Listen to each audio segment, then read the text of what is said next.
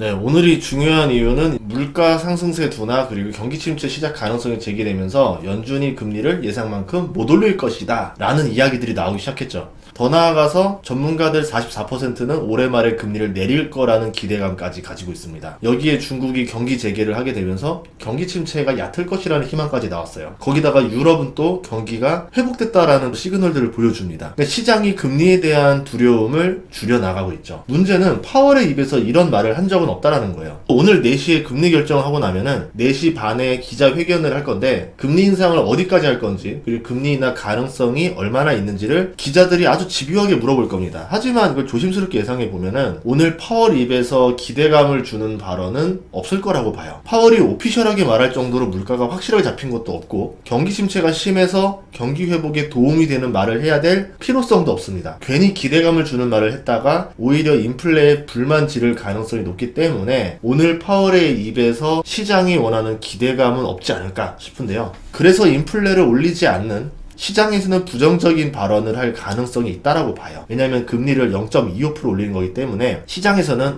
0.75, 0.5, 0.25, 3월에는 0이겠네? 뭐 이렇게 생각할 수도 있잖아요. 그러니까 그렇지 않다라는 입으로 어흥하는 걸 보여줘야 되거든요. 이제 이거를 시장이 어떻게 해석하냐에 따라서 오늘 밤이 바뀔 거라 봅니다. 예를 들어서 파월이 부정적으로 말했지만 지표들이 좋으니까 상관없습니다. 이러면서 그냥 그대로 올라갈 수도 있는 거고요. 아니면은 파월의 발언 중에서 한마디라도 실수를 잡아내는 거예요. 이미 몇 번 보여줬었죠. 그러면서 시장이 긍정적으로 해석을 해버리는 겁니다. 전체적인 맥락은 그런 맥락이 아닌데 그 중에 일부 맥락 뭐 한 단어가 갑자기 긍정적인 시그널을 던져줬다. 아니면은 되게 애매모호한 말이었는데 그게 오히려 앞으로 피벗을 예상하는 말이었다. 뭐 이렇게 해석을 하면서 기대감을 보여줄 수도 있겠죠. 아니면 파월의 말이 인플레를 잡는 것에 더 방점을 두겠다. 경기 침체나 이런 거는 우리가 신경을 쓸 겨를이 없다. 나는 금리를 계속 올리는 게 내 임무고 나는 이걸 해야 되는 사람이다. 뭐 이런 식으로 발언을 하면서 빈틈이 아예 없었다. 그러면 시장은 기대감을 상실할 수도 있을 겁니다. 즉 오늘은 건질 게 별로 없을 가능성이 높다라고 보는 거죠. 만약에 오늘 예상을 완전 뒤집고 파월의 발언이 깜짝 발언, 뭐 금리 인하도 고려해 볼 수 있는 거 아니냐, 뭐 이런 말이 나올 가능성은 1%도 안 될 것 같긴 하지만 그런다라 그러면 시장은 난리가 나겠죠. 생각에는 오늘은 그렇게 기대할 건 없을 거라 보고 3월 달로 보고 있습니다. 파월이 말을 하지 않아도 연준 위원들의 점도표나 예상치들이 그때 나오기 때문에 이걸 보면서 분위기가 바뀌는 거를 알 수가 있겠죠. 그리고 3월 금리 결정까지는 50일이라는 시간이 있습니다. 여러 경제 지표들이 나올 거예요. 그럼 더 많은 방향성을 제시하는 데이터들이 나올 겁니다. 예를 들어서 CPI가 빠르게 하락하고 있다라던가 실업률이 상승한다라던가 기업의 실적이 빠르게 둔화되고 있다라던가 연준이 충분히 근거가 있다라고 제시할 만한 지표들이 나오게 되면 파월 의장의 발언도 변화가 있을 수 있을 겁니다. 하지만 이것도 베스트한 경우를 말하는 거예요. 지표들이 따라주고 연착륙 가능성이 생기고 연준이 그렇게 말할 수밖에 없는 환경이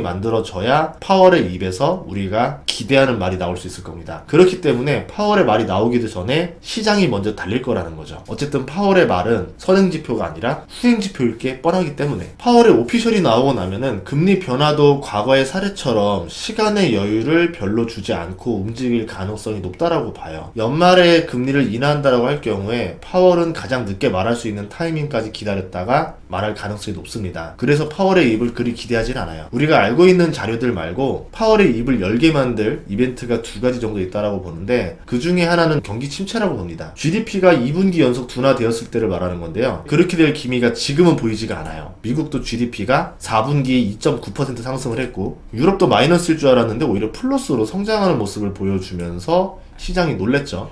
올해는 침체 가능성을 좀 높게 보는데 과거의 사례들을 보면요 오히려 침체 후에 증시가 올랐다는 걸 볼 수가 있어요. 그래서 시장은 경기 침체 타이밍을 오히려 매수 타이밍으로 역으로 생각하고 있습니다. 그러니까 도루를 뛰려고 하는 거죠. 또 하나는 연준이 은행 준비 자산에 대한 이자 및 역 RPA에 대해서 은행에 수십억 달러를 지불하고 있다는 점이에요. 이 그래프가 그걸 보여주고 있는데 쉽게 말해서 연준은 그동안 없었던 영업 손실을 보고 있다는 겁니다. 금리를 인하하면 영업 손실을 줄일 수가 있죠. 그렇지 않는다라 그러면은 연준이 돈을 잃는 건 아니겠지만 이제 재무부로부터 강한 압박이 들어올 수도 있다라는 겁니다. 결국 정치적인 압박이 파월을 못 견디게 만들 수 있다라는 거죠. 그래서 연준은 충분한 고금리를 유지할 시간을 만들지 못할 수도 있다라는 거죠. 결국은 압박에 의해서 생각보다는 조금 더 빨리 금리 인하를 할 가능성도 염두에 둬야 된다는 겁니다. 결론은 오늘 일이 어떻게 되든 간에 저는 이거는 중간 기점이라고 봐요. 서울에서 부산으로 갈 때 차가 막힐 수도 있고 휴게소에 들릴 수도 있어요. 그럴 때마다 도착 예정 시간이 늦어지겠죠? 근데 그것 때문에 안절부절 못하는 모습이 우리의 모습이 아닌가 싶습니다. 예정 시간이 늦어진다 하더라도 조급한 마음에 과속을 한다라던가 위험한 길로 간다라던가 그러지만 않으면 결국은 부산에 도착을 해요. 그렇기 때문에 우리가 단기적인 이슈에 초조함을 가지지 않았으면 좋겠습니다. 다음 시간에도 좋은 정보로 찾아뵙겠습니다. 구독과 좋아요, 알림 설정 부탁드릴게요. 고맙습니다.